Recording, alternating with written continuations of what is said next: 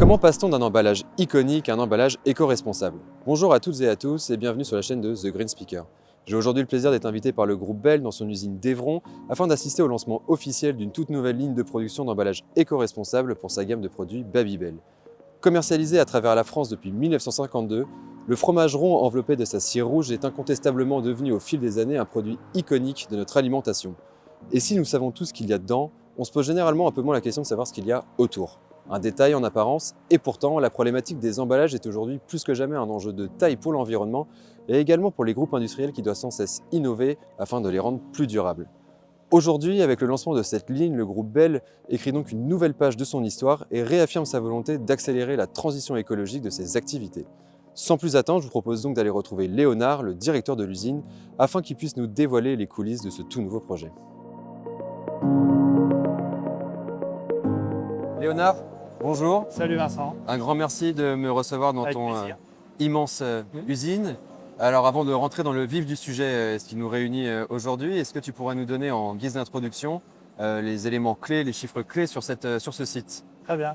Eh bien, écoute Vincent, déjà bienvenue dans notre usine Bell à Evron, dans la Mayenne.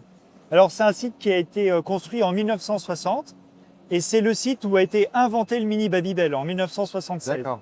Donc c'est depuis ici qu'on a développé toute la production pour arriver à ce succès tant connu qui nous a emmené à produire 5 millions de mini Babybel chaque jour. Chaque jour ici, nous fabriquions 5 millions de mini Babybel, ce qui fait à la fin de l'année plus d'1 milliard de fromages. C'est impressionnant. Alors j'imagine que pour produire autant, il faut aussi beaucoup de main-d'œuvre. Il y a combien de personnes qui travaillent ici? Ah oui, comme tu l'as dit, hein, l'usine est immense, il faut beaucoup de machines, beaucoup d'opérations. Et c'est plus de 900 personnes qui travaillent ici tous les ans pour produire les mini Babybel. Oui, donc l'impact du groupe Bell là, localement est hyper important. Les chiffres aussi sont impressionnants. Donc tu disais 5 millions de Babybel par jour. On comprend aussi pourquoi il y a un enjeu aussi important sur les packaging, les emballages. Aujourd'hui, c'est un jour assez particulier pour toi et le reste de l'usine. Est-ce que tu pourrais nous en dire un peu plus sur les dessous de ce projet? Eh bien oui, aujourd'hui on lance les premières productions de mini Babybel en papier. Donc chaque mini Babybel qui était emballé avant dans une cellophane, qui était déjà biosourcée, va être maintenant emballé dans un papier. Et ce papier est biosourcé et recyclable. C'est ça. La différence d'avant, c'est qu'aujourd'hui, on est recyclable dans la filière papier, ce qui n'était pas le cas avant. Exactement. Et ça conduit à des économies de CO2. On évite d'émettre dans l'atmosphère 2500 tonnes de CO2. Donc, dans l'époque que l'on vit aujourd'hui et avec les convictions du groupe Bell, c'est un projet qui est majeur pour réduire l'impact environnemental du site et des sites mini Babybel plus généralement. Bien sûr.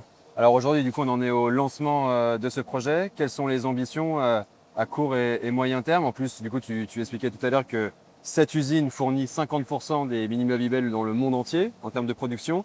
Quel est l'objectif, en tout cas aussi à long terme, d'emballer tous ces mini Babybel avec du papier donc?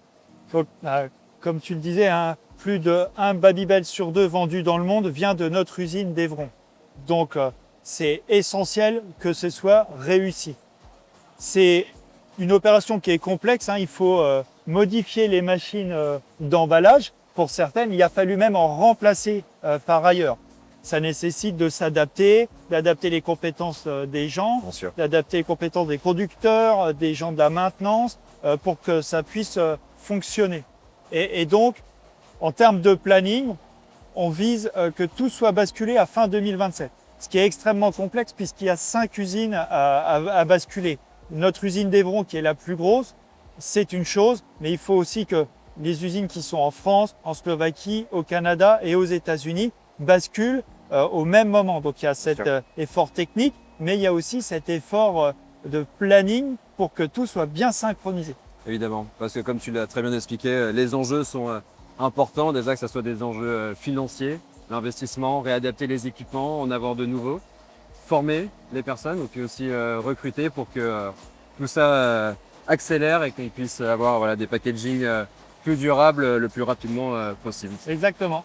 Merci Léonard pour ton temps, merci pour tes explications et puis bonne continuation et à bientôt sur cette chaîne. Merci Vincent, à très bientôt. À bientôt. Au revoir.